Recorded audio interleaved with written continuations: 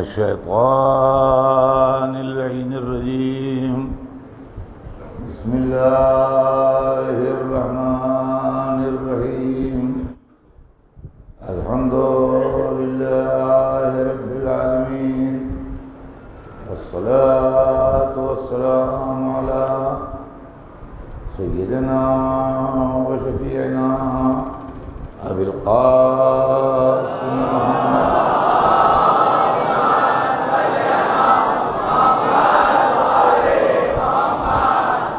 وآل الطيبين الطاهرين المعصومين ولعنة الله على أعدائهم أجمعين من يومنا هذا إلى يوم الدين.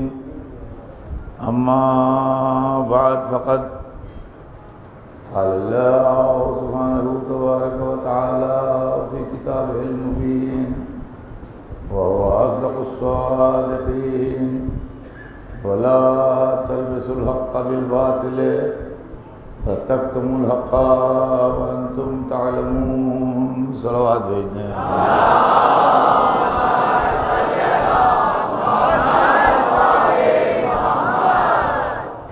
ارشاد پروردگار عالم ہے کہ اور حق کو باطل میں نہ ملاؤ اور حق کو نہ چھپاؤ جبکہ تم جانتے ہو. حضرات، سلسلہ کلام ذہن علی میں ہوگا. ہمارے آپ کے درمیان جو گفتگو شروع ہوئی ہے وہ یہ ہے کہ رسول کا حق اور رسول کے خاندان والوں کا حق، چاہے وہ رسول کے بزرگ ہوں یا رسول کے خود ہو، رسول کے بعد والے ہوں. تاریخ نے ان کے ساتھ انصاف نہیں کیا اور ان کے حق کو چھپایا اور ان کے معاملات و واقعات کو غلط طریقے سے پیش کیا اور اسی بنیاد کے اوپر نظریے بنے، خیالات بنے لوگوں کے، اور اکثریت نے اسی کو صحیح سمجھا. لہذا ضرورت اس بات کی ہے کہ آج کی دنیا میں جب کہ کوئی طاقت اور کا دباؤ نہیں ہے اور کوئی حکومت کی طرف سے زبردستی نہیں ہے اور انسان اپنی تحقیق اور اپنی ریسرچ کے سلسلے میں آزاد ہے، کیوں نہ ہم ان واقعات کو دوبارہ غور سے دیکھیں کہ اس کے اندر صحیح کتنے ہیں اور غلط کتنے ہیں. یہ ہے کل تھیم اس بیان کا جو مجھے آپ کی خدمت میں برابر میں پیش کر رہا ہوں. کل میں نے آپ کی خدمت میں دو تین بزرگ ہستیوں کا تذکرہ کیا. جناب ابو طالب کا تذکرہ کیا کہ ان پر الزام کفر لگایا گیا کہ وہ کافر تھے، اور بی بی خدیجہ کا تذکرہ کیا کہ ان کی شخصیت کو 40 سال کا کہہ کے مجروح کرنے کی کوشش کی گئی، جبکہ یہ بات خلاف واقعہ ہے اور تحقیق کے خلاف ہے. آج مجھے آپ کے رسول کے سلسلے میں بات کرنا ہے. آج رسول کی بات ہوگی، کل سے آل رسول کی بات ہوگی. آج رسول کے سلسلے میں بات کرنا ہے کہ جن کا ہم کلمہ پڑھتے ہیں اور جن کو ہم رسول مانتے ہیں، اور رسول ہی نہیں مانتے ہیں خالی، بلکہ 1,24,000 رسولوں کا سردار مانتے ہیں. سردار انبیاء ہیں، خاتم الانبیاء ہیں، اور آپ ہی کی وجہ سے کائنات کی تخلیق ہوئی اور آپ ہی کی وجہ سے دنیا بنائی گئی، آپ ہی کی وجہ سے سلسلہ ہدایت قائم کیا گیا. اللہ نے سب سے پہلے آپ کے نور کو خلق کیا. یہ سب باتیں جو ہیں اپنے یہاں کے اوپر، اس سلسلے میں میں ایک ایک بات کا تجزیہ کر کے آپ کے سامنے پیش کرنا چاہتا ہوں. انالیسس. سب سے پہلی تاریخ کی غلط فہمی یہ ہے کہ اس نے رسول کے خاندان کو کافر کہا. پہلی زبردستی آدمی کا تذکرہ ہوتا ہے تو اس کے خاندان کا ذکر ہوتا ہے، کس خاندان سے بلانگ کرتا ہے۔ رسول کے خاندان کو کافر کہا گیا۔ یہ چیز کیوں کہی گئی یہ تو اللہ بہتر جانے، باقی ہم یہ جانتے ہیں کہ اسلام آنے کے بعد پہلی حکومت جو بنی اور پہلا اقتدار جو قائم ہوا وہ بنی امیہ کا تھا۔ اسلام آنے کے بعد جو پہلی باقاعدہ حکومت قائم ہوئی وہ بنی امیہ کی تھی۔ بنی امیہ ہمیشہ سے دشمن اسلام رہے، دشمن رسول رہے، ان کی خاندانی دشمنی تھی رسول کے گھرانے سے۔ اور ہمارے ہم نے رسول اللہ کی پیدائش کے پہلے سے، رسول اللہ کی ولادت کے پہلے سے ان کی خاندانی دشمنی بنی ہاشم و بنی امیہ میں تھی۔ بہت پرانی بات ہے۔ جب اللہ نے رسالت عظمیٰ بھی بنی ہاشم کو دے دی تو بنی امیہ غصے میں پاگل ہو گئے اور انہوں نے ہر مخالفت کی۔ اس میں انہوں نے 20 برس بہت جم کے مخالفت کی، جس قدر کر سکتے تھے، اور رسول کی قتل کی بہت کوششیں کی اور بہت لشکر کشی کی، لیکن جب وہ اس میں کامیاب نہ ہوئے تو اپنی جان بچانے کے لیے مسلمان ہو گئے۔ اور ہمارا اسلام میں زبردستی نہیں ہے۔ فتح مکہ کے دن رسول ان کی گردنیں اڑوا سکتے تھے، مگر رسول نے ایسا نہیں کیا۔ کیوں نہیں کیا؟ اگر بادشاہ ہوتے تو گردنیں اڑوا دیتے۔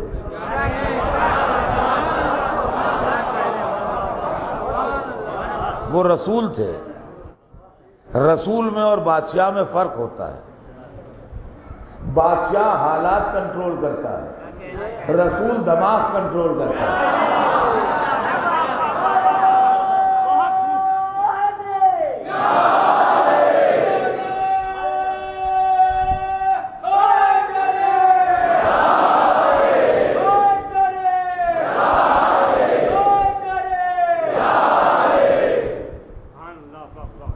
مسلمانوں کی لشکر کشیوں نے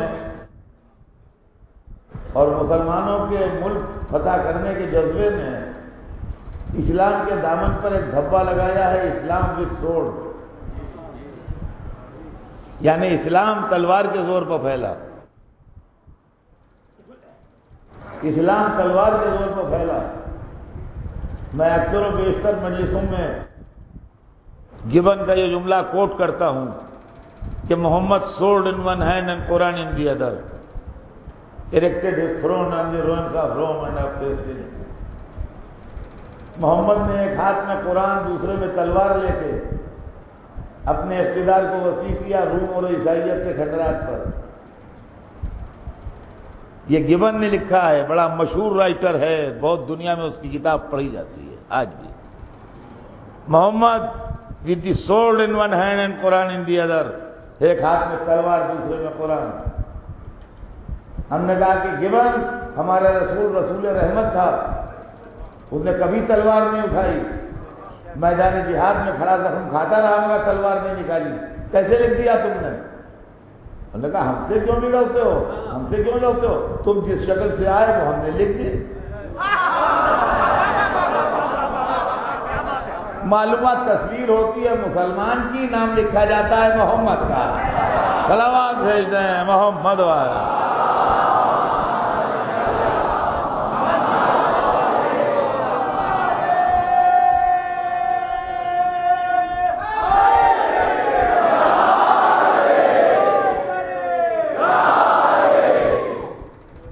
تو عزیزان گرامی، ہم اپنے گھر میں بیٹھ کے جو بھی چاہے کہہ لیں اور خوش ہو لیں، لیکن یہ گبن کی کتاب جو ہے یہ ملینز کی تعداد میں دنیا میں چھپی ہے اور ٹریلینز کی تعداد میں انسانوں نے پڑھی ہے، اور اس کے اندر یہ جملہ لکھا ہوا ہے with the sword in one hand and Quran in the other، ایک ہاتھ میں تلوار دوسرے میں قرآن لے کے۔ اب رہ گیا جہاں تک اس مسئلے کا سوال ہے کہ یہ ہے کیا، تو ہم سے بہتر کوئی نہیں بتائے گا۔ رسول امت کے دونوں ہاتھ مصروف کر کے گئے تھے، ایک میں قرآن تھا، دوسرے میں دامن اہل بیت تھا۔ اہل بیت کا دامن چھوڑا، خالی ہاتھ میں تلوار آ گئی۔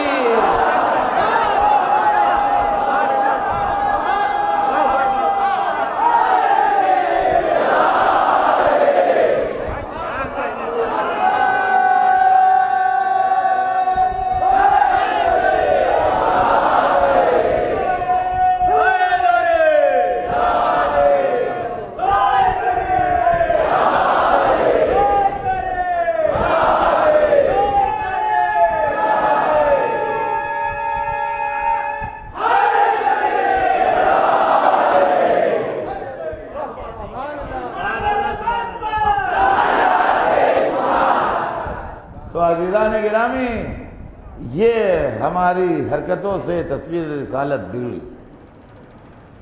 With the sword in one hand and Quran in the other, erected his throne on the ruins of Rome and of Christianity. اور میں کہوں گا جبان، تم نے یورپ سے دیکھا دور سے، تمہاری سمجھ میں ایک ہاتھ میں تلوار ایک ہاتھ میں قرآن آیا۔ ہم نے قریب سے دیکھا ہے، قرآن نہیں ہے، جزدانوں میں پتھر ہیں۔ صلوات بھیجتے ہیں محمد۔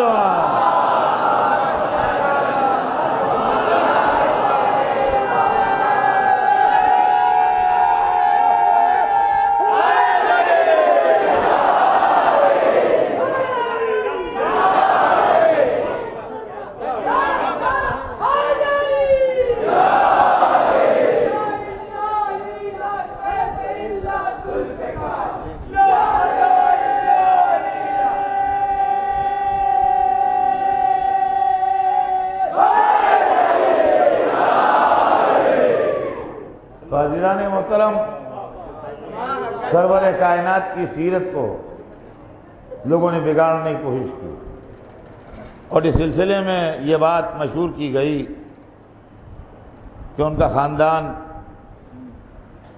معاذ اللہ کافروں کا خاندان تھا۔ مجھے اس چیز سے اختلاف ہے۔ بنی امیہ نے اپنے بزرگوں کے کفر کو چھپانے کے لیے رسول اللہ کے خاندان کو کافر کہا، ورنہ رسول کا خاندان مومنوں کا خاندان ہے۔ اب میں آپ کو دلیل کے طور پر، دیکھیں میرا کام بات کو پہنچا دینا ہے۔ اب کوئی آدمی اس کو ایکسپٹ کرے یا نہ کرے، یہ اس کا اپنا فعل ہے، سمجھے آپ؟ اور دین میں مذہب میں کہیں بھی زیادتی نہیں ہے کہ ہم تلوار لے کے یا اسلحہ لے کے کسی پر ظلم کریں کہ نہیں مانو۔ یہ ہمارا کام، وما علینا الا البلاغ، ہمارا کام یہ نہیں ہے بس ہم پہنچا دیں۔ تو قرآن پاک کی 2 آیتیں میرے سپورٹ میں ہیں، میں آپ کو 2 آیتیں سناتا ہوں کہ رسول اللہ کا خاندان مومن خاندان ہے۔ ایک جگہ اللہ نے ارشاد فرمایا اپنے رسول کے لیے، وَتَقَلُّبَكَ فِي السَّاجِدِينَ، یہ قرآن کی آیت ہے، وَتَقَلُّبَكَ فِي السَّاجِدِينَ، اے حبیب ہم نے آپ کی نسل کے الٹنے پلٹنے کو، یعنی ماں سے باپ اور باپ سے ماں اور ماں سے باپ اور باپ سے ماں، حضرت آدم سے لے کے اگر آپ اپنے تک سلسلہ بنائیے تو ایک لائن بن جائے گی، ہے نا؟ ایک باپ ایک ماں، ایک باپ ایک ماں، ایک باپ ایک ماں، ایک باپ ایک ماں۔ تو یہ کسی انسان کے وجود کا اپنے آبا کے سلسلے سے گزرنا، اس کو عربی میں تقلب کہتے ہیں، اس کو عربی میں تقلب کہتے ہیں۔ وَتَقَلُّبَكَ فِي السَّاجِدِينَ، اے حبیب ہم نے آپ کی نسل کے الٹنے پلٹنے کو سجدہ کرنے والوں میں رکھا۔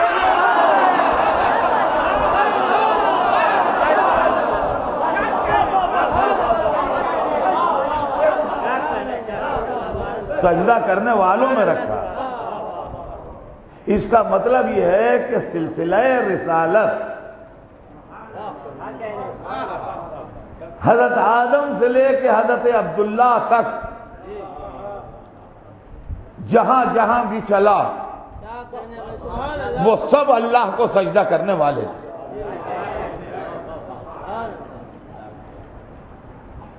اور عزیزان گرامی، میں ایک ایسی بات عرض کروں جو بالکل کامن سینس کی ہے اور اس کے اندر ہر آدمی آسانی سے سمجھ لے گا. مجھے مجلس پڑھتے پڑھتے کسی آیت کو دیکھنے کی ضرورت پڑی کہ قرآن پاک میں آیت دیکھوں. یاد نہیں آ رہی تھی تو میں نے کہا میں قرآن میں دیکھ کے سناتا ہوں آپ کو. قرآن پاک اس دیوار کے پاس جو الماری رکھی تھی اس میں رکھا تھا. میں نے کہا کہ پلیز وہاں سے قرآن مجھے بھجوا دیجئے. یہاں سے یہاں تک لوگ بیٹھے ہوئے ہیں. ایک شکل تو یہ ہے کہ ایک ہی آدمی قرآن ہاتھ میں لے کے سارے مجمع کو چیرتا پھاڑتا یہاں تک آئے.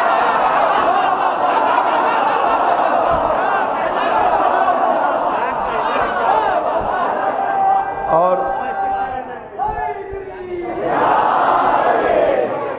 ایک شکل یہ ہے کہ وہاں جو صاحب دیوار سے لگے بیٹھے تھے انہوں نے قرآن اٹھایا اور اپنے آگے والے کو دے دیا، انہوں نے اپنے آگے والے کو دے دیا. اس طریقے سے ایک لائن بن گئی جو ہاتھوں سے ہوتا ہوا قرآن یہاں آ گیا. تو یہ لائن جو بنی، بحیثیت مسلمان میں یہ ماننے پر مجبور ہوں کہ یہ سب پاک آدمی بیٹھے تھے.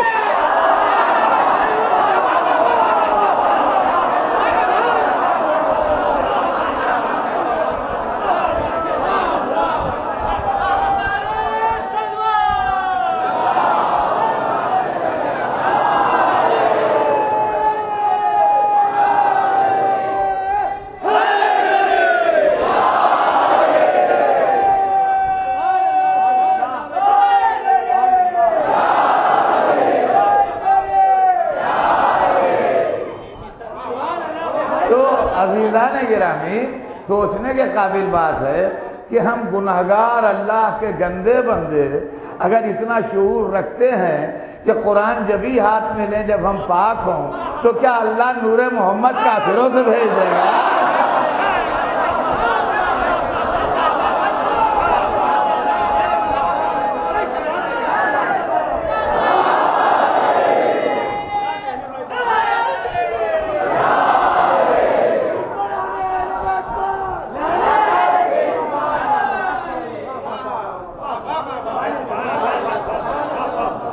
تو میرے دوستو،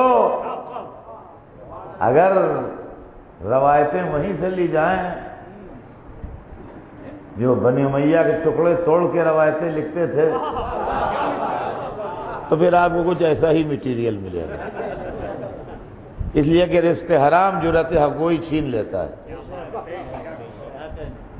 لیکن اگر آپ ہمارے پاس آئیے گا تو ہم آپ کو بتائیں گے اپنے اس قول کی تصدیق. اور جو تقریر میں نے کی ہے ابھی اتنی دیر، اس کی تصدیق بھی سن لیجئے اور وہ سب گواہی دیں گے جو زیارت پڑھتے ہیں کہ اشہد انک کنت نورا فی الاصلاب الشامخہ والارحام المطہرہ ولم تنجسک الجاہلیۃ بانجاسہا ولم تلبسک من مدلہمات ثیابہا. میں گواہی دیتا ہوں کہ آپ نور تھے اسلاب بزرگ اسلاب میں اور پاکیزہ ارحام میں، اور جاہلیت کی نجاستیں آپ کو چھو نہ سکیں اور برائیاں آپ سے مسئلہ ہو سکیں. یہاں سے وہاں تک سلسلہ نور. صلوات بھیج دیں محمد.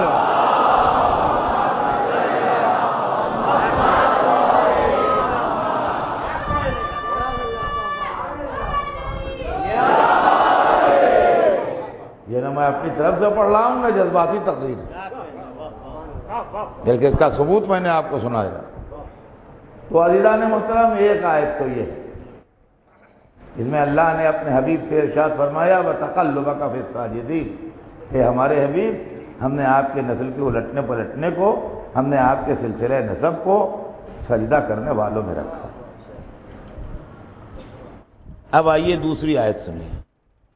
دوسری آیت میں ارشاد ہوتا ہے کہ لَقَدْ مَنَّ اللَّهُ عَلَى الْمُؤْمِنِينَ إِذْ بَعَثَ فِيهِمْ رَسُولًا مِّنْ أَنفُسِهِمْ يَتْلُو عَلَيْهِمْ آيَاتِهِ وَيُزَكِّيهِمْ وَيُعَلِّمُهُمُ الْكِتَابَ وَالْحِكْمَةَ. لقد من اللہ علی المومنین، یہ دوسری آیت ہے قرآن کی، اللہ نے مومنین پر یہ احسان کیا ہے، اللہ نے مومنین پر یہ احسان کیا ہے، لقد من اللہ علی المومنین، اللہ نے مومنین پر یہ احسان کیا ہے، اذ بعث فیہم رسولا، کہ انہی میں سے ایک کو رسول چنا ہے۔ کن میں سے؟ لقد من اللہ علی المومنین، اللہ نے مومنین پر یہ احسان کیا ہے، اس بعث فیہم رسولا، کہ انہی میں سے ایک کو رسول چنا ہے۔ کن میں سے چنا ہے؟ مومنین میں سے، کافروں میں سے نہیں، مشرکوں میں سے نہیں، بت پرستوں میں سے نہیں۔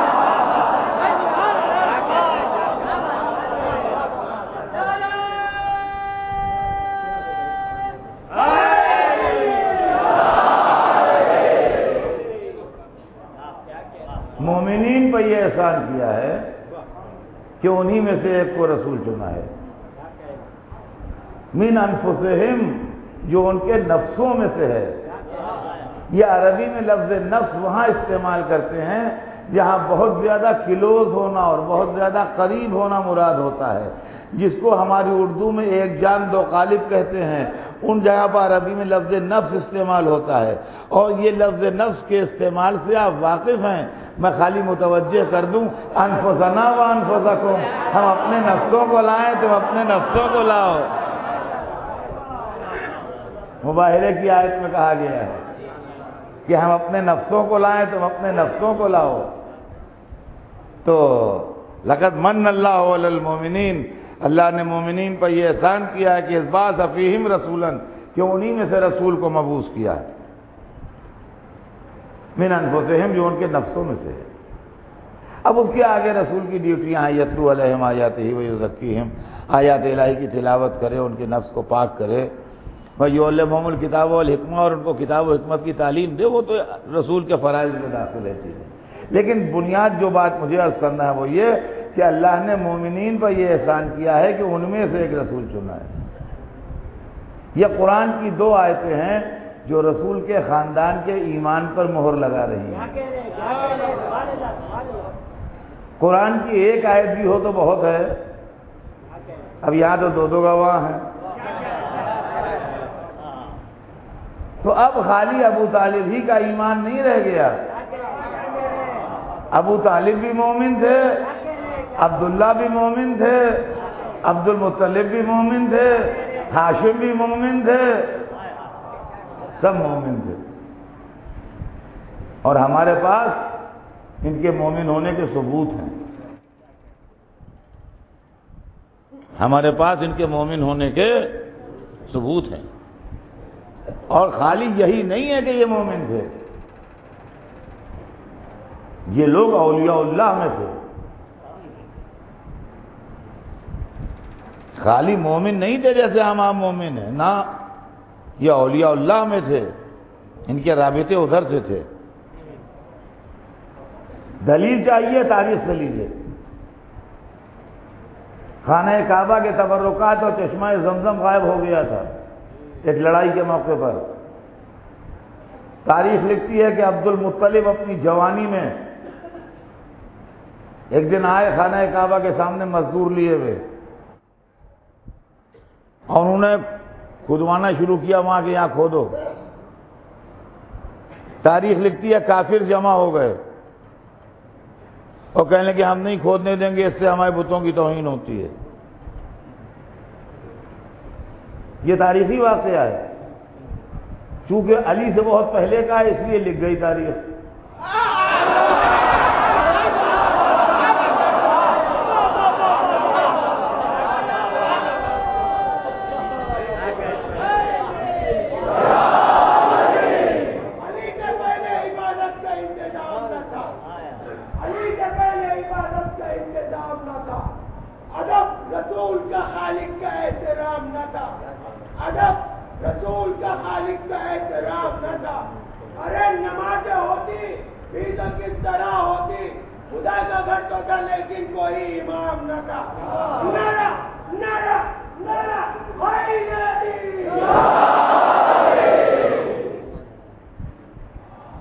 تو مزدور لیے ہوئے آئے، کہنے کہ یہاں کھودو، خانہ کعبہ کے گیٹ کے سامنے ہے۔ تو تاریخ لکھتی ہے کافر جمع ہو گئے، کہنے لگے ہم نہیں کھودنے دیں گے۔ سوال یہ لفظ کافر نہیں لکھنا چاہیے تاریخ کو لکھنا چاہیے تھا لوگ جمع ہو گئے۔ میں مسلمان ہوں، یہاں مسجد کے آگے کوئی گڑھا کھدوا رہا ہوں، تو یہ کہنا صحیح نہیں ہے کہ مسلمان جمع ہو گئے، میں خود مسلمان ہوں۔ آپ کہیے لوگ جمع ہو گئے، نمازی جمع ہو گئے۔ مسلمان کا ٹرم وہاں استعمال ہوگا جہاں کوئی ہندو کھدوا رہا ہو، اور ہندو جمع ہو گئے وہاں ہوگا جہاں کوئی مسلمان کھدوا رہا ہو۔ کافر جمع ہو گئے تو اس کا مطلب جو کھدوا رہا تھا وہ کافر نہیں تھا۔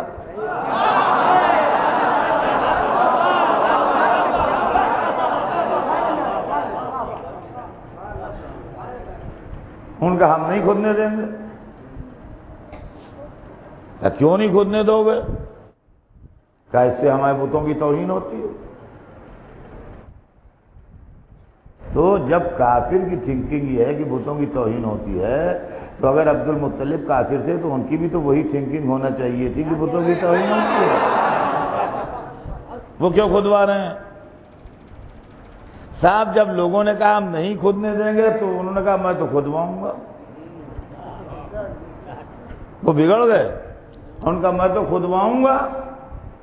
اور اس کے بعد انہوں نے کہا کہ میرے قوم قبیلے والوں اسلحے لگا کے چلے آؤ، انہوں نے آواز دی کہ میرے قبیلے والوں اسلحے لگا کے چلے آؤ، اس لیے کہ میں تو کھدواؤں گا، یعنی اسلحے لگا کے چلے آؤ کا مطلب یہ کہ جھگڑا ہوگا تو ہم جھگڑا بھی کریں گے۔ بھائی اسلحے لگا کے چلے آؤ کا مطلب کیا ہے کہ اگر طاقت کے زور پر روکا جائے گا تو ہم رکیں گے نہیں، کہ اسلحے لگا کے چلے آؤ اس لیے کہ میں تو کھدواؤں گا، اس لیے کہ مجھے حکم دیا گیا ہے۔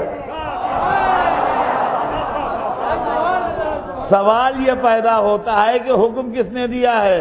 وہاں کوئی بادشاہ تھا نہیں جو حکم دے، سردار یہی تھے، بت کسی کو حکم دیتا نہیں۔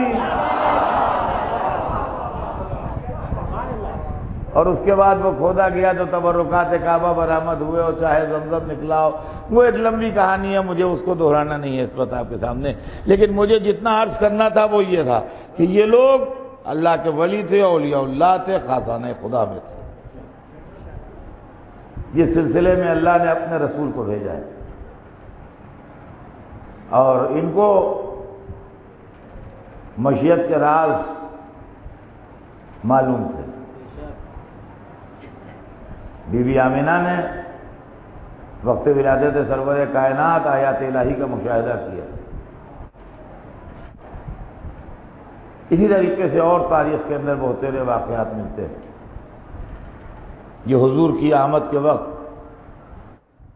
دنیا کے سامنے آئے ہیں۔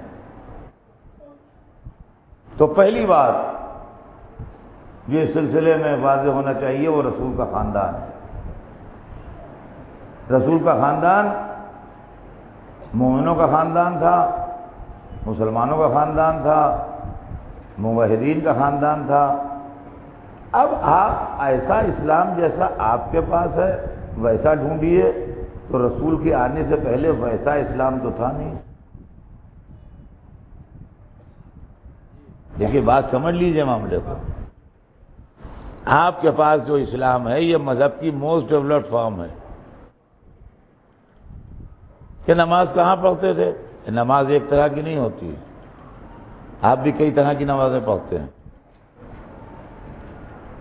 پنجگانہ نماز میں 3 طرح کی نماز پڑھتے ہیں آپ، عید کی نماز الگ ہے، جمعے کی نماز الگ ہے، زلزلے کی اور چاند سورج گرہن کی نماز الگ ہے، میت کی نماز الگ ہے، سب کے طریقے الگ ہیں۔ نماز تھی اب جس شکل میں بھی ہو، روزہ تھا جس فارم میں بھی ہو، جو اللہ کو مانتا ہو، اس کی وحدانیت کا قائل ہو، ظلم نہ کرتا ہو، گناہگاری سے بچتا ہو، وہ مسلمان ہے۔ چنانچہ جناب جعفر کا یہ ارشاد تاریخ کے کلیجے میں محفوظ ہے کہ میں نے دور جاہلیت میں بھی کبھی کسی بت کو سجدہ نہیں کیا، کبھی شراب کو ہاتھ نہیں لگایا، کبھی بد کرداری کی طرف نظر اٹھا کے نہیں دیکھا۔ یہ جناب جعفر کا ارشاد۔ تو عزیزان گرامی، یہ وہ لوگ ہیں کہ جن کے کردار کی قسمیں کھائی جاتی ہیں اور جن کی پاکیزگی عمل اور زندگی کی پاکیزگی ہر زمانے میں قابل تعریف رہی ہے۔ یہ رسول کا خاندان ہے۔ ہاں ہم مسلمان ہیں اصلی، اب کیا گڑبڑ ہے یہ میں پڑھ چکا ہوں اس کے پہلے بھی، کہ ایک ٹیکنیکل معاملہ ہے۔ ایک شخص ہوتا ہے جس کا نام ہے راوی،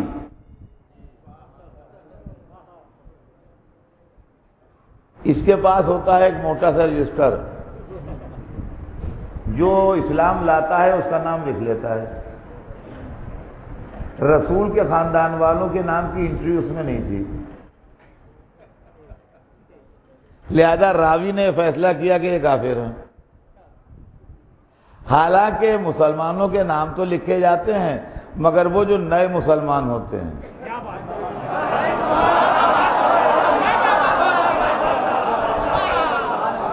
جو خاندانی مسلمان ہوتے ہیں، ان کے نام نہیں لکھے جاتے ہیں۔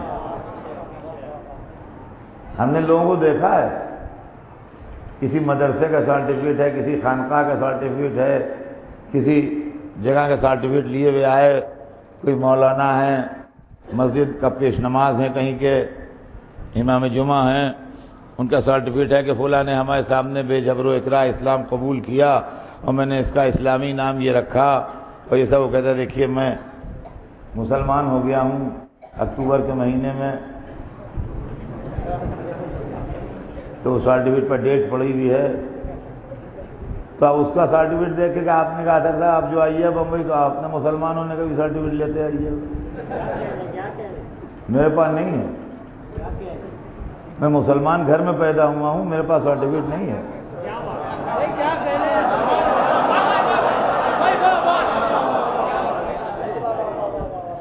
ان کا ٹھیک ہے آپ پاس نہ صحیح اپنے والد کا رکھا ہو لیتے آئیے گا، نہ میرے والد کے پاس تھا، نہ میرے دادا کے پاس تھا، نہ میرے پردادا کے پاس تھا، ہم سب مسلمان خاندان کے ہیں، ہمارے کیا سرٹیفکیٹ نہیں ہوتا ہے؟ رسول کا گھرانہ پیغمبروں کا گھرانہ تھا۔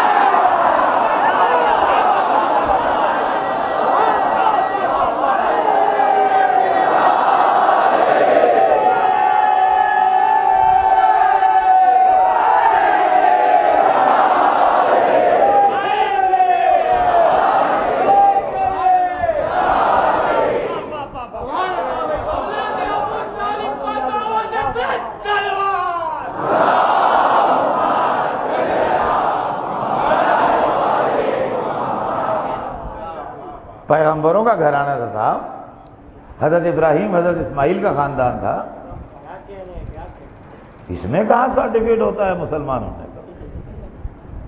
تو باپ دادا پردادا سگا دادا سب اس زمانے سے مسلمان چلے آ رہے ہیں۔ ہاں ہم مسلمان ضرور ہیں اور ہمارا پورا خاندان مسلمان ہے، جہاں شادی ہوئی وہاں بھی مسلمان تھے سب، رشتہ داری ہے وہاں بھی مسلمان ہیں سب، ننیال ددیال سسرال سمدھیانے سب مسلمان ہیں۔ اب اگر ہم کہیں کہیں کہ ہم بچپن میں اپنے دادا کے ساتھ جا رہے تھے اور آپ پوچھئے کہ دادا آپ کے مسلمان تھے، آپ یقین مانیے ہم یہ سمجھیں گے ہمیں گالی دے دی۔ ان کا ہم اپنے چچا سے ہم نے بات سنی کہ آپ کے چچا کیا مسلمان تھے؟ یہ ہم لوگ کیا دستور نہیں ہے پوچھنے کا، یہ ہمارے خاندانوں میں اس طرح سے پوچھنے کا دستور نہیں ہے، لیکن ہم چونکہ مسلمان ہیں لہذا ہم میں اتنا کلیجہ بھی ہے کہ اگر ہمارے خاندان کا کوئی آدمی کافر ہو جائے تو ہم کہیں گے وہ ہمارے رشتہ دار ضرور ہیں مگر دھوکہ نہ کھائیے گا وہ کافر ہو گئے ہیں۔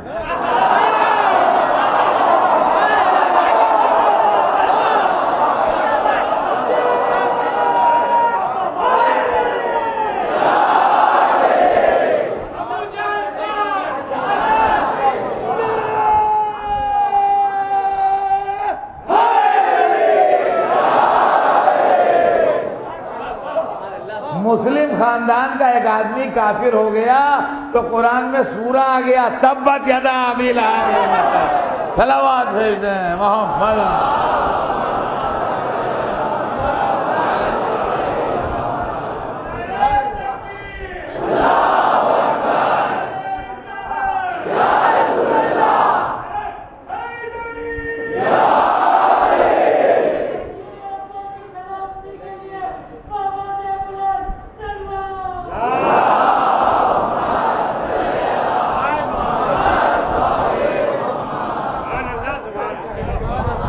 تو تاریخ کی ایک دھاندلی تو یہ ہے کہ رسول کے خاندان پر الزام لگایا.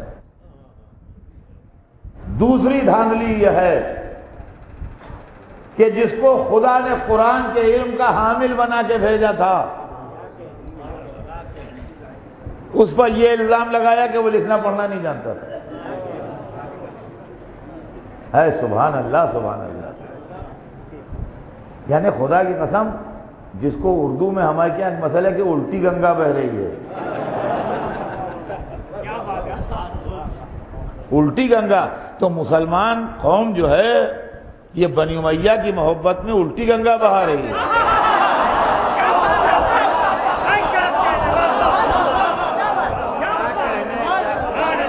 دیکھیے مسلمانوں کے علاوہ جو مذہب ہیں, چاہے وہ ہندو مذہب ہو, چاہے وہ عیسائی مذہب ہو, چاہے وہ یہودی مذہب ہو, جو بھی ہو, اپنے لیڈروں کو وہ جتنے ہیں ان سے اونچا بنا کے پیش کرتے ہیں.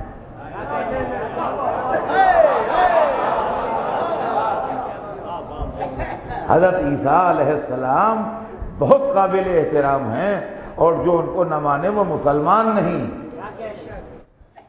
اولو العزم صاحب کتاب و شریعت نبی ہیں, لیکن اس کے باوجود بھی عیسائی ہم سے خوش نہیں ہیں. اتنے پر ان کو تسلی نہیں ہے. وہ کہتے ہیں خدا کا بیٹا تو کہو, خدائی میں شریک تو کرو, خالی نبی کہہ دینے سے کیا ہوتا ہے. سمجھے آپ؟ تو معلوم ہے ہر فرقہ اپنے بزرگ کو اپنی حد سے آگے بڑھا رہا ہے جوش محبت میں. صدقے جائیے فرزندان توحید کے, اپنے نبی کو جو نورانی ہے اپنا جیسا بنا کے برابر لائیں.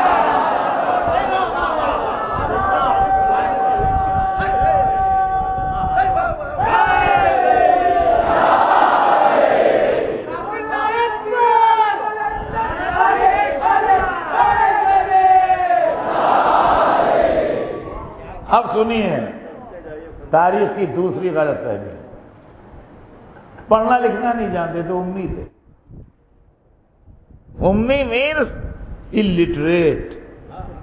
جی, حالانکہ قرآن میں جن معنوں میں امی استعمال ہوا ہے وہ معنی دوسرے ہیں. امی معنی مکے والا, ام القری والا. مکے کا نام ام القری. هو الذی بعث فی الامیین رسولا, اللہ وہ ہے جس نے مکے والوں میں ایک رسول مبعوث کیا ہے. لیکن علماء اسلام نے جو ٹرانسلیشن کیا ہے امی کا, وہ جاہل کیا ہے, الٹریٹ. سمجھے آپ؟ یہ میں کھول کھول کے اس لیے پڑھ رہا ہوں کہ بچے اچھی طرح سمجھ لیں. سمجھے آپ؟ وہ الذی بعث فی الامیین رسولا, کہتے ہیں قرآن میں لکھا ہے. دیکھیے ہم نے بھی دیکھا ہے قرآن میں لکھا ہے. ام القری والوں میں, مکے والوں میں ایک کو رسول مبعوث کیا. آپ کا خیال یہ ہے کہ جاہلوں میں کیا ہے. اچھا, ہم اس پر بھی کمپرومائز پر راضی تھے کہ بھئی سب جاہل تھے, یہ نہیں تھے, جاہلوں میں تھے مگر یہ خود عالم تھے. اس پر بات طے ہو جائے کہ جو گرد و پیش کا ماحول تھا وہ تو جاہل تھے مگر یہ خود پڑھے لکھے تھے, عالم تھے. کہیں گے نہیں, وہ عربی گرامر کے حساب سے نہیں ہوتا. محمد علی صاحب کو گرامر جیسا بھی رسول منہم, دیکھیں منہم بھی تو ہے, اس کا مطلب سمجھیے. وہ ہم کو عربی گرامر پڑھانے لگے. اچھا, اب اصلیت کیا ہے؟ اصلیت میاں یہ ہے کہ رسول کو اپنا جیسا سمجھا, اپنا جیسا سمجھا. اب ان کے دل کی تمنا یہ تھی کہ یہ بچپنے میں رسول کو دیکھتے کہ تختی ہاتھ میں ہے، 2-3 قلم جیب میں لگے ہیں،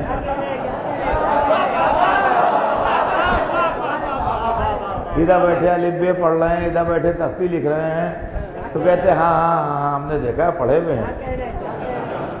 یہ منظر انہوں نے دیکھا نہیں، یہ منظر انہوں نے دیکھا نہیں، یہ کہہ اٹھے بے پڑھے لکھے ہیں، بے پڑھے لکھے ہیں۔ سوال یہ ہے کہ رسول کو پڑھائے گا کون؟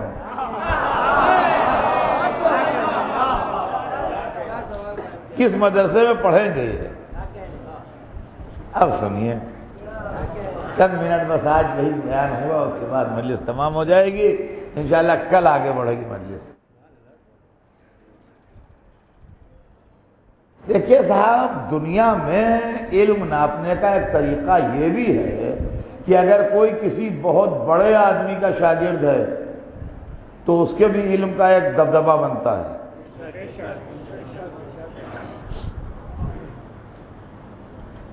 مرزا غالب اردو لٹریچر کا بہت بڑا نام تھا،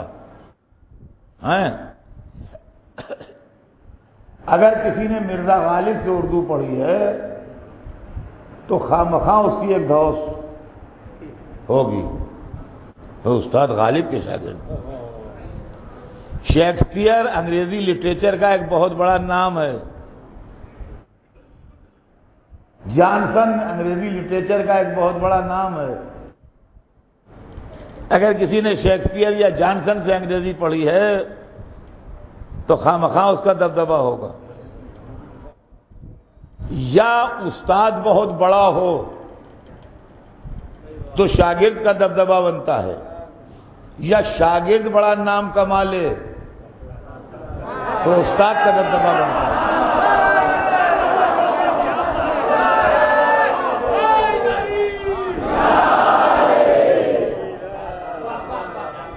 آپ میں سے بہت سے لوگ واقف ہوں گے، اردو کے ایک مرثیہ نگار شاعر گزرے ہیں میر ضمیر،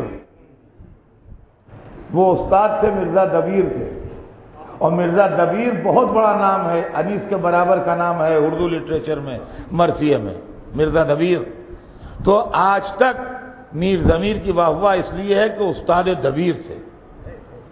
تو یا شاگرد اتنا بڑا ہو جائے تو استاد کا دبدبہ بنتا ہے، یا استاد بہت بڑا ہو تو شاگرد کا دبدبہ بنتا ہے۔ میرے رسول کے علم کو دونوں طرح ناپ لو، خدا کے شاگرد ہیں، علی کے استاد ہیں۔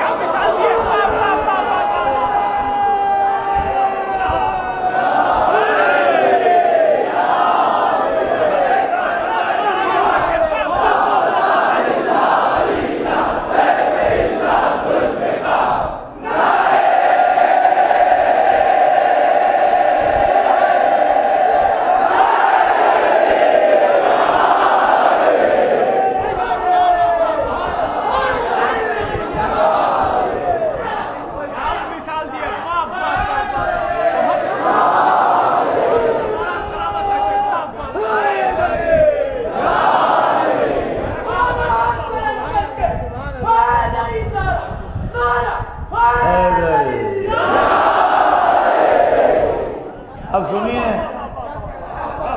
ایک بات سامنے کی، بالکل دنیا میں آج عالم اسلام میں علم علی کے ڈنکے بج رہے ہیں، اور مولا علی کی شخصیت کے چاہنے والے بھی ہیں، مخالف بھی ہیں، سب کچھ ہیں۔ ان کے امام ہیں کہ نہیں ہیں، معصوم ہیں کہ نہیں ہیں، خلافت میں ان کا کون سا نمبر ہے، یہ سب چیزیں اپنی جگہ کے اوپر، لیکن یہ کہ ان کے علم سے کوئی انکار کرنے والا نہیں۔ اور اس کی ایک وجہ ہے،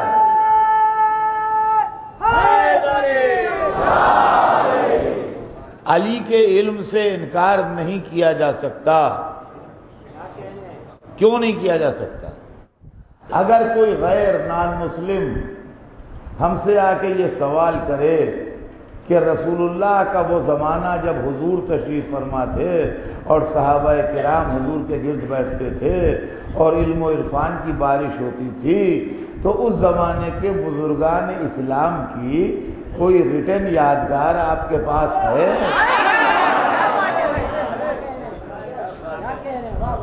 وہ اصحاب رسول کا طبقہ جو حضور کی خدمت میں بیٹھتا تھا اور آپ سے کشف فیض کرتا تھا، ان کی کوئی یادگار ہے اس زمانے کی جب آپ کے حضور تھے اس دنیا میں؟ اس زمانے کی کوئی یادگار ہے جو ہم آج دیکھیں اور مال اس زمانے کا ہو؟ تو یقین مانیے آپ، یا تو آپ کو قرآن ملے گا، مگر قرآن کا تعلق خدا و رسول سے نہیں ہے، وہ اللہ وہ رسول و علی سے نہیں ہے، قرآن کا تعلق رسول و علی سے نہیں ہے، وہ کلام خدا ہے۔ تو یا تو اس زمانے کی یادگار آپ کو قرآن ملے گا یا حدیث نبوی ملے گی جس سے اسلام سمجھنے میں اور قرآن سمجھنے میں مدد ملتی ہے۔ تو قرآن اللہ کا کلام ہے، حدیث رسول کا کلام ہے۔ سوال یہ کر رہا ہے وہ آدمی کہ جو رسول کی بزم میں بیٹھتے تھے ان کی کوئی یادگار ہے؟ تو عزیزوں ڈھونڈ ڈالیے سوائے نہج البلاغہ کے۔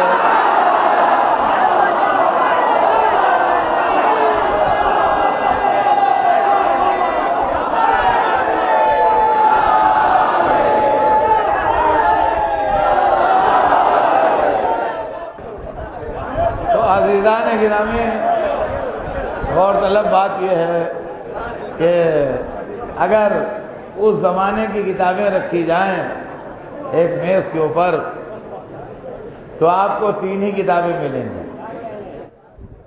یہ قرآن ہے، یہ کلام خدا ہے، یہ حدیث ہے، یہ کلام رسول ہے، یہ نہج البلاغہ ہے، یہ کلام علی ہے۔ اب اگر ایسے موقع پر میرا کلمہ پڑھنے کو دل چاہے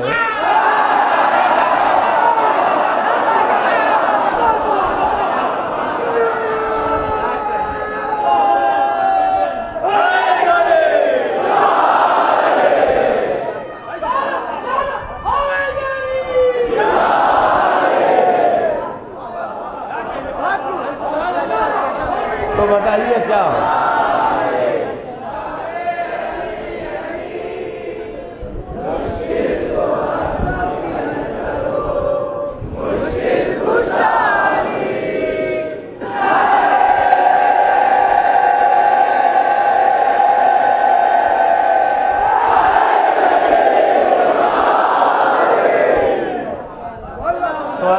گرامی یہ ہے مسئلہ کہ کیا کریں ہم؟ لا الہ الا اللہ قرآن پہ ہاتھ رکھ کے، محمد رسول اللہ حدیث پہ ہاتھ رکھ کے، علی ولی اللہ۔ علی اتنے بڑے اسکالر اور اتنے بڑے عالم کہ جن کے علم کی 1400 برس سے دنیا میں دھاک ہے اور دبدبہ ہے۔ سوال یہ پیدا ہوتا ہے کہ علی نے پڑھا کس سے تھا؟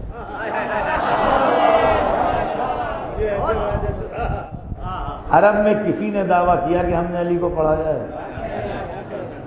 کسی خاندان نے بتایا کہ علی ہمارے کیا لکھنا پڑھنا سیکھتے تھے؟ کسی نے کہا کہ ہم نے علی کو تعلیم دی ہے؟ عرب ذرا ذرا سی بات پر فخر کرتے تھے۔ اتنے بڑے اسکالر تھے علی، اتنے بڑے عالم تھے، جس خاندان میں 2 حرف بھی پڑھے ہوتے وہ ہمیشہ فخر کرتا کہ وہ صاحب ہو گئے اتنے بڑے، وہ ٹھیک ہے لیکن ابتدا ہمارے گھر سے ہوئی تھی، بسم اللہ ہم لوگوں نے کرائی تھی، لکھنا پڑھنا شروع میں ہم نے سکھایا تھا، ہمارے دادا نے۔ تو علی کے علم کے ڈنکے بج رہے ہیں، علم بغیر پڑھے آتا نہیں، کوئی علی کے استاد ہونے کا دعویٰ کرتا نہیں۔ تو ہم نے کہا علی سے پوچھو، کوئی تو بولے گا نہیں، علی بتائیں گے۔ تو ہم نے علی سے پوچھا یا علی یہ بتائیے کہ آپ پاس جو اتنا علم آیا تو آپ نے کس نے پڑھایا جو آپ کا اتنا علم آ گیا؟ تو انہوں نے کہا 2 دفعہ اپنے استاد کا نام بتایا اور ایک ہی نام بتایا دونوں دفعہ۔ ایک دفعہ فرمایا کہ علمنی رسول اللہ الفباب، رسول اللہ نے مجھے 1000 دروازے علم کے سکھائے، ہر دروازے سے میں نے 1000 کھول لیے۔ خیر وہ ان کی ذہانت، مگر یہ تو انہوں نے ایکسیپٹ کیا کہ مجھے 1000 دروازے علم کے رسول اللہ نے سکھائے۔ دوبارہ پھر انہوں نے کہا نام لیا تو وہی نام لیا کہ زقنی رسول اللہ زقن زقا، رسول اللہ نے مجھے علم اس طرح بھرایا جیسے پرندہ اپنے بچے کو دانہ بھراتا ہے۔ چلیے بظاہر مسئلہ صاف ہو گیا کہ علی اتنے بڑے عالم تھے تو اس لیے تھے کہ ان کو رسول اللہ نے پڑھایا، مگر میرے یہاں مسئلہ نہیں صاف ہوا، میں ابھی وہیں کے وہیں ہوں، میں چکر میں پھنسا ہوں، اس لیے کہ علی کے علم کے ڈنکے بج رہے ہیں، علی کی استادی کا کوئی دعویٰ نہیں کرتا، علی نے بتایا کہ مجھے رسول اللہ نے پڑھایا، امت کہتی ہے رسول خود بے پڑھے لکھے تھے۔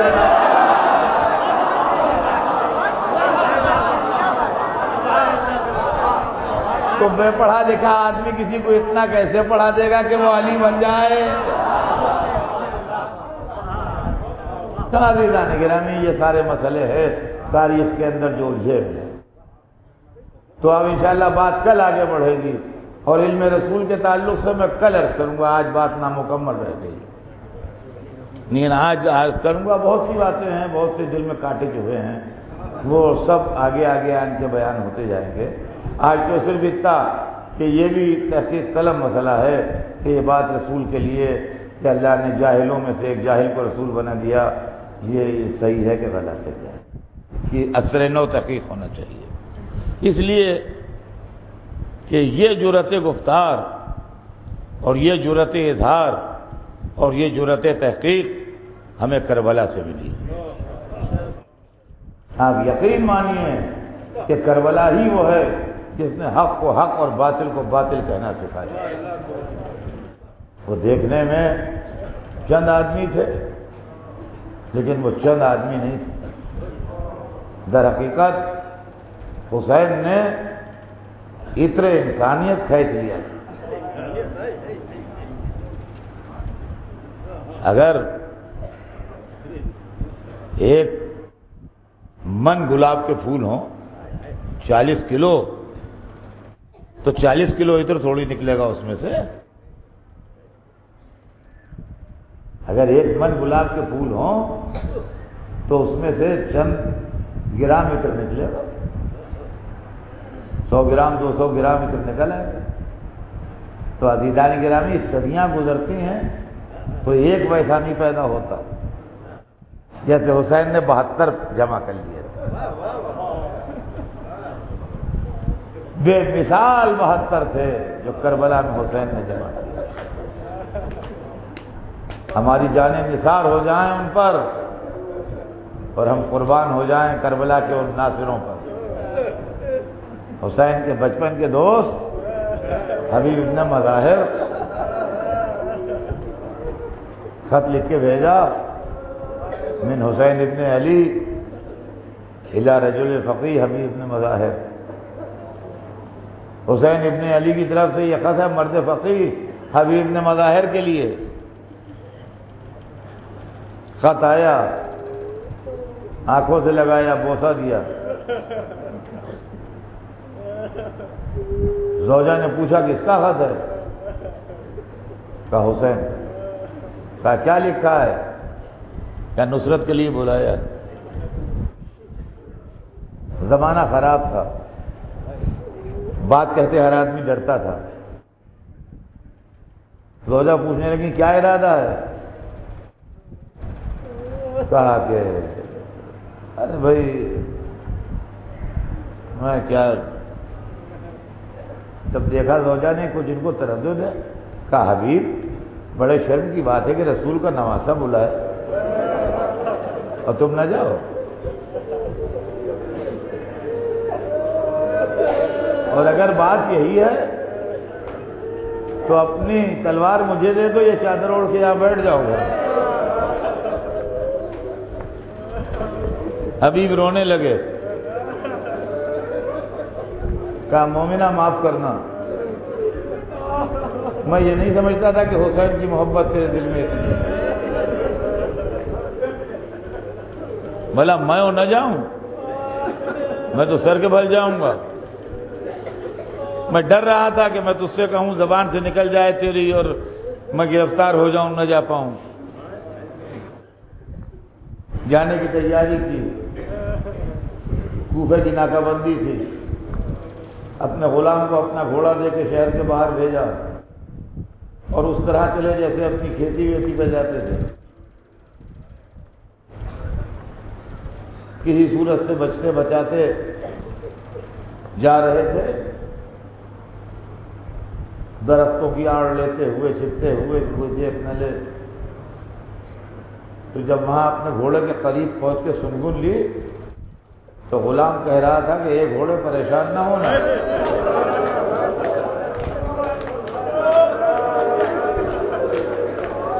اگر میرے آقا پر کوئی مصیبت آ گئی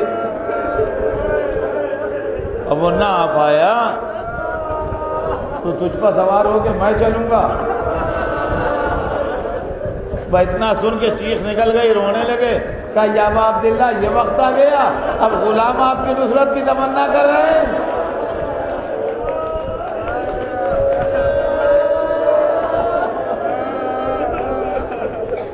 اب غلام آپ کی نصرت کی تمنا کر رہے ہیں۔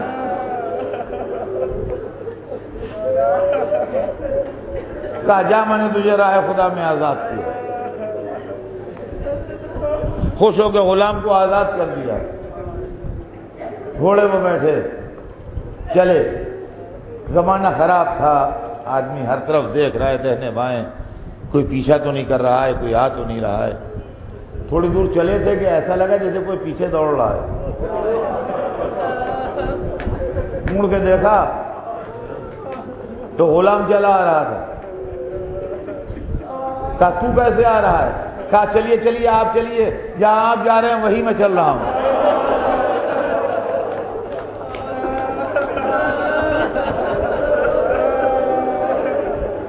وہیں میں چل رہا ہوں جہاں آپ جا رہے ہیں۔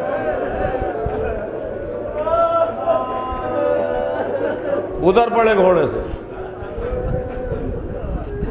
کہا نہ تو غلام نہ میں آقا، ہم دونوں حسین کے غلام، آؤ اسی گھوڑے میں بیٹھ جاؤ، آہستہ چلیں گے کہ جانور کو تکلیف نہ ہو، مگر تم پیدل نہیں جاؤ گے۔ اپنے ساتھ گھوڑے میں بٹھایا اور آہستہ آہستہ چلے، یہاں تک کہ کربلا پہنچ گئے۔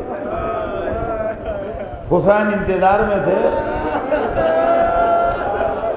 حبیب کو دیکھ کے گلے سے لگایا۔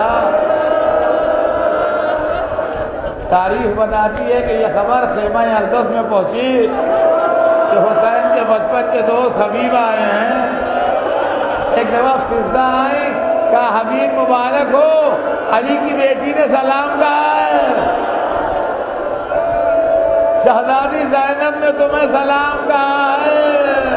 وہ حبیب یہ سن کے زمین پر گر کے تڑپنے لگے، خاک اٹھا کے ڈالی سر پر، ارے میں اور محمد کی نواسی سلام کرے، میں کہوں گا اے حبیب عصر عاشور کو آؤ، زینب کا سر کھلا ہے، بھائی کی میت پڑی ہے، خیموں میں شعلے